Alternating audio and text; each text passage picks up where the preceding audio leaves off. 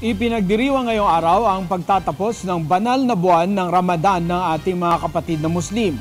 Nagdarasal at nagdiriwang ang mga mananampalataya ngayong araw bilang pasasalamat sa pagtatapos ng Ramadan. Narito ang ulat ni Princess Habiba Sarip. Habang abala ang buong bansa sa sona ng Pangulo ngayong araw, naging mas abala rin ang mga kababayan nating Muslim sa kahit saan mang panig ng bansa upang gunitain ang taon ng Eid al-Fitr. Ito ang hudyat ng formal na pagtatapos ng kanilang pag-aayuno sa isang buwang Ramadan. Mula Luzon, Visayas at Mindanao, nagtipon-tipon ang mga Muslim sa iba't ibang mga masjid upang magdasal kasama ang kanilang mga pamilya. Dito sa Luzon, isa ang Blue Mosque sa Maharlika, Taguig City ang dinagsa ng ating mga kababayan.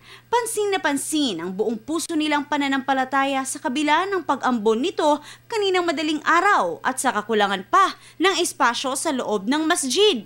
Sa Mindanao, nariyan rin ang kilalang soccer field sa Mindanao State University sa Marawi City, ang Center Mosque at iba pa na mga dinagsari ng mga deboto madaling araw pa lamang. Maliban sa ating bansa, ginunita rin ng ating mga kababayang Muslim Filipino na nasa iba't ibang bansa ang nasabing okasyon.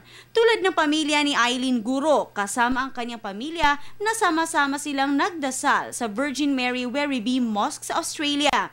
At dahil natataon rin mag-umra sa Saudi Arabia, ito din ang isa sa mga pagkakataon na makapag-umra sa loob ng pagtatapos ng Ramadan na hindi pinalagpas ng ating mga kababayang Pilipino roon. Nasaan man sa mundo, damang-dama pa rin ang pagka-Pilipino sa pagiging mahilig nating magdiwang ng mga espesyal na araw kasama ang ating mga pamilya. Ang mga ngiting walang kupas na ang tanging hiling ay makasama sa matagal na panahon ng ating mga pamilya.